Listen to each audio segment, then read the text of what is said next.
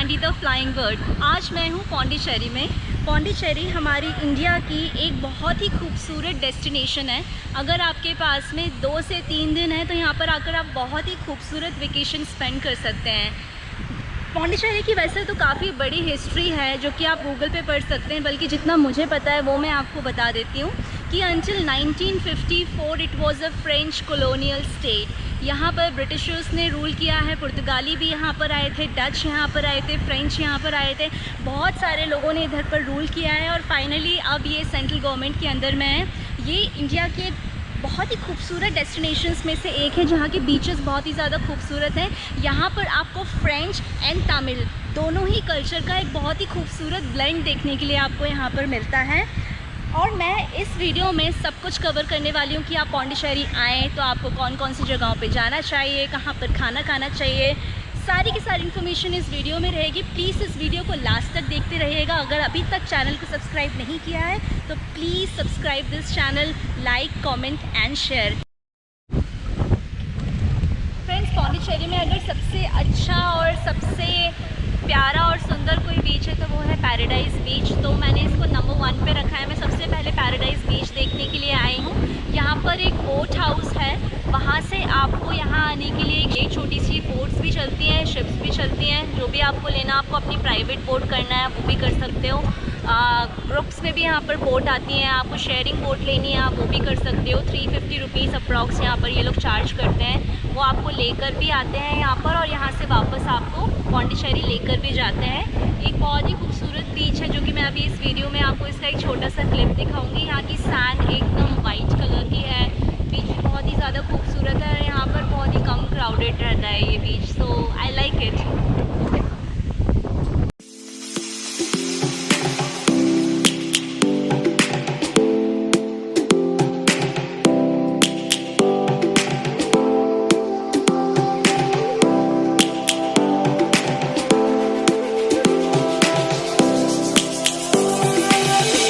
Lions roaring in the morning sun, searching for a longer day.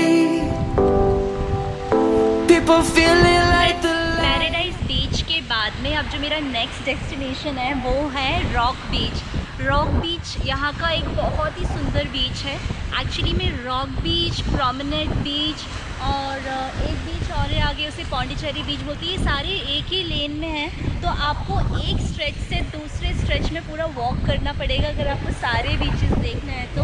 और बिल्कुल इस तरफ ये फ्रेंच कॉलोनी है, तो जब आप सारे बीच को वॉक करके कवर कर लोगे तो वहाँ पर सामने एक फ्रेंच कॉलोनी है जहाँ पर मैं इसके बाद जाऊँगी बीच कवर करने के बाद में। That will be the third destination. So right now I am in rock beach और ये लिटरली एक रॉकिंग प्लेस है।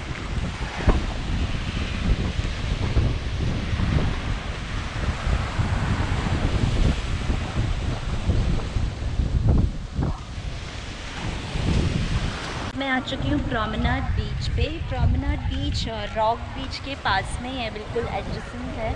और ये जैसे कि पीछे देख सकते हैं ये सारी फ्रेंच कॉलोनी बनी हुई है।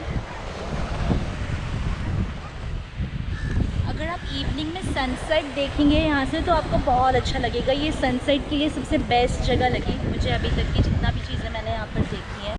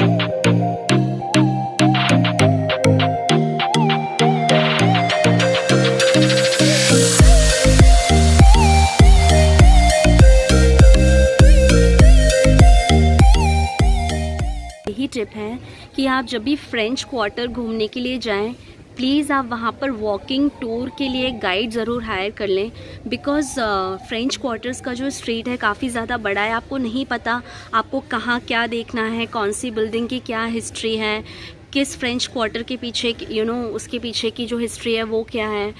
तो जो यहाँ के जो टूरिस्ट गाइड है वो आपको स्पेशली अंदर तक लेके जाते हैं, सब कुछ अच्छे से दिखाते हैं और उन्हें पता होता है एग्जैक्टली कि कहाँ कहाँ कौन कौन से पॉइंट्स हैं जहाँ पर आप फ़ोटोज़ क्लिक करवा सकते हैं और वहाँ की चीज़ों को आप अच्छी तरह से एक्सप्लोर कर सकते हैं। अगर आप सिर्फ खुद से चलकर जाएंगे तो आपको पता नहीं चलेगा।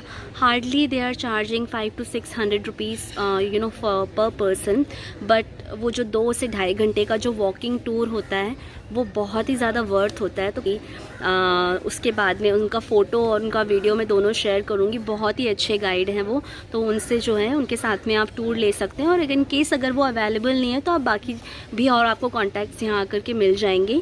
यहाँ पे ल कैफ़े करके है, एक पौंडीचेरी बीच पर एक कैफ़े है, उसके सामने एक टूरिस्ट सेंटर है, वहाँ से आपको बहुत सारे गाइड्स का नंबर मिल सकता है।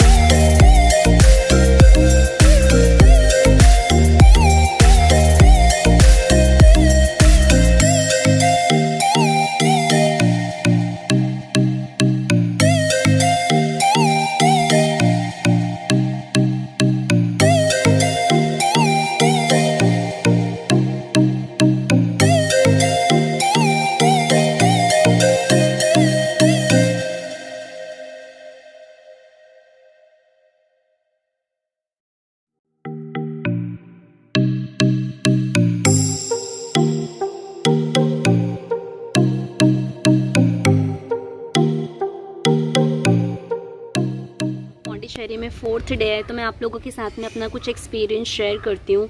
यहाँ का जो ओवरऑल रिव्यू मैं आपको देना चाहूँ तो सबसे पहले अगर आप यहाँ पर घूमना चाहते हैं, पूरी जगहों को एक्सप्लोर करना चाहते हैं, इट्स बेटर कि आप एक स्कूटर हायर कर लें।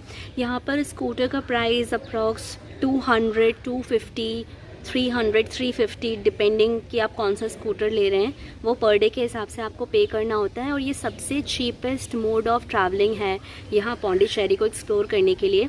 आप जहाँ पर भी जाना चाहें, कितने भी डेस्टिनेशंस को आप कवर करना चाहें, आप 2 व्हीलर पे कवर कीजिए। बहुत ही ईज़िली हर जगह पर आपको जो है 2 व्हीलर रेंट करने के लिए जो एजेंसीज़ होती हैं वो बहुत सारी जगहों पर हैं, तो वहाँ से आप स्कूटर हायर कर सकते हैं। भी आप लोग ऑरोविल आएँ, ऑरोविल नहीं आई मीन पौंडीचेरी आएँ, जब भी आप सबसे पहले ऑरोविल आएँ और यहाँ आकर के अपना मेडिटेशन का जो स्लॉट है वो बुक करें। यहाँ पर 2 दिन पहले से मातृ मंदिर के मेडिटेशन या कंसंट्रेशन का जो सेशन होता है उसके लिए 2 दिन पहले से यहाँ पर स्लॉट्स फुल रहते हैं। तो आप जब भी यहाँ पर सबसे पहले आएँ, यहाँ पर आप अपना जो है स्लॉट बुक करें। मे बी वो आपको 2 दिन बाद मिलेगा, 3 दिन बाद मिलेगा, लेकिन ऑन द स्पॉट्स यहाँ पे कभी भी स्लॉट्स नहीं मिलते हैं। तो आने के बाद में सबसे पहले आपको अपना कंसंट्रेशन का जो स्लॉट है वो बुक कराना है मातृ मंदिर के लिए, और उसके बाद में आप सारी जगहों को एक्सप्लोर कीजिए। तो अभी मैं फ़िलहाल हूँ ऑरोविल में। ऑरोविल के बारे में मैं आपको बताना चाहूँ कि अगर आप ये सोच कर आ रहे हैं कि यहाँ पर ऑरोविल एक कोई जगह है देखने के लिए, या फिर मातृ मंदिर को आप ऑरोविल से कंपेयर करते हैं, ऑरोविल एक बहुत ही बड़ी जगह है। इसको घूमने के लिए पूरा 1 दिन चाहिए होता है। यहाँ पर अलग अलग तरह के गार्डन्स हैं, जैसे कि साउंड गार्डन है, फिर मातृ मंदिर है जहाँ पर आपको मेडिटेशन के लिए जाना पड़ता है। सो अगर आप गूगल मैप यूज़ कर रहे हैं, अगर आप सोलो ट्रैवलर हैं या नॉर्मली भी अगर आप गूगल मैप यूज़ कर रहे हैं, तो आपको जो है प्रॉपर डेस्टिनेशन डालना पड़ेगा। अगर आप ऑरोविल डालोगे तो गूगल मैप आपको सिर्फ ऑरोविल ला करके छोड़ देगा, लेकिन यहाँ से भी बहुत सारे रास्ते जा रहे हैं। कहीं गार्डन की तरफ जा रहा है, some of the ways are going towards the Matri Mandir, so you need to use the Google map very very very wisely, और एल्स आप कहीं पर भी जंगल में चले जाएंगे आना है, because Auroville is very big. Auroville is a complete society जहाँ पर स्कूल कॉलेजेस सब कुछ है यहाँ पर उनका। सो मंदिर, तो मातृ मंदिर का जो इन्फॉर्मेशन सेंटर है वो अलग है, मातृ मंदिर जाने का जो रास्ता है वो अलग है। सो यू नो आप कहीं पर भी गूगल मैप आपको लेके जाएगा, तो उस चीज़ के लिए आप थोड़ा सा केयरफुल रहिए।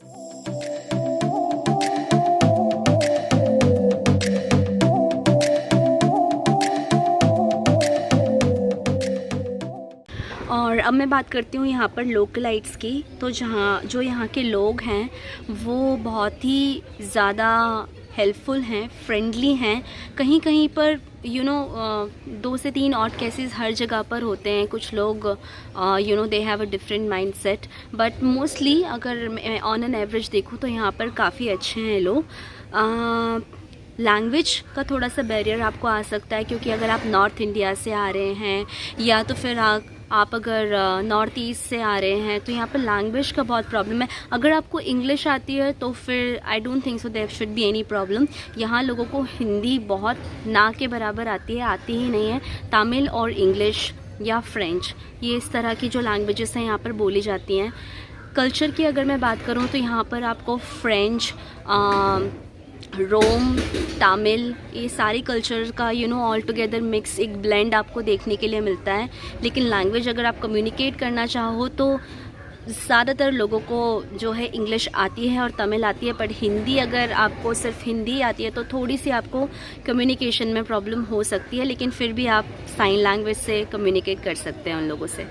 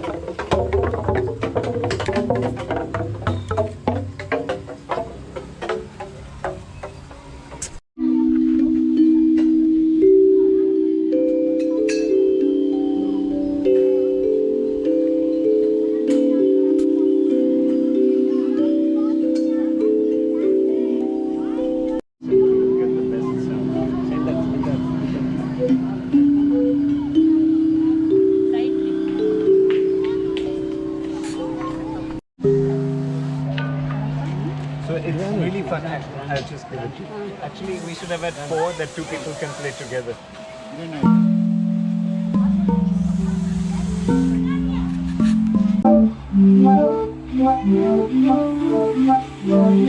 Then this actually, it's a much simpler version. Also tuned in a pentatonic scale. So